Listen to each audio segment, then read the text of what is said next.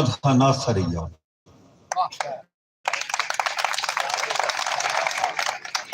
इस वास्ते पानी का घुट पी गया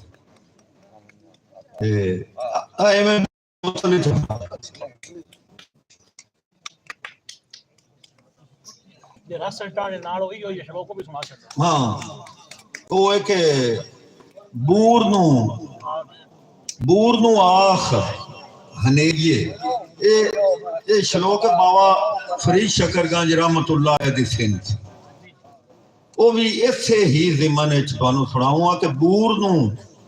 आख हनेरिए अज अपना आप संभाल हुण वक्त है संभालन का बूर नू आख हनेरिए अज अपना आप संभाल मुड़ चंगे बाजा तुलसे जे रस है ढाणी नाल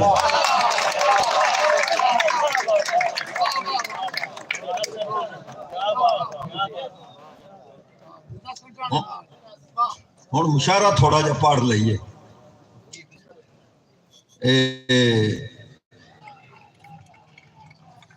एक इतराफ मैं करदा रहना इतराफ केड़ा है ही इंज गल कि जो कुछ है मेरे कोल ये सारा हुसैन दा है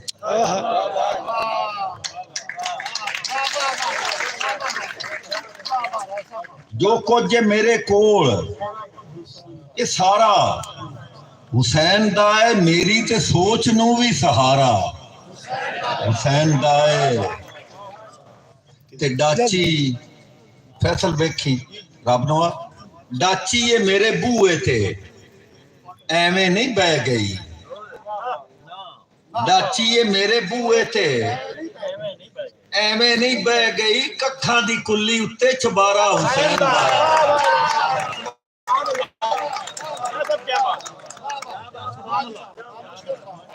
इतराफ हो गया जी क्या बात फैसल अल्लाह पाक लै गया मदीना आलिया सरकार दे रोदा बाबुल इस्लाम इचों गुजर के मुड़ सरकार दे रोदे अकदस दे अगू लगना आउंदा है ते उत्थे मुड़ बड़ी पेशी हुंदी ते ओ मुड़ कीतियां ते ओ सारा ते ओ मुड़ रौला ओ ना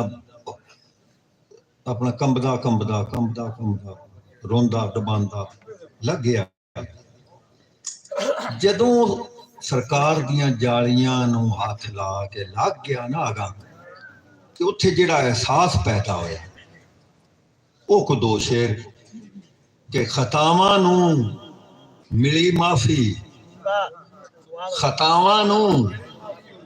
मिली माफी सजावां वेंदियां रहियां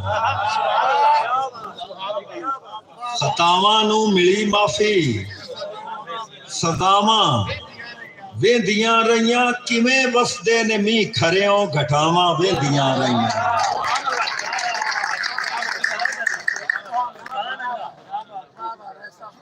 ते करम एडा किदा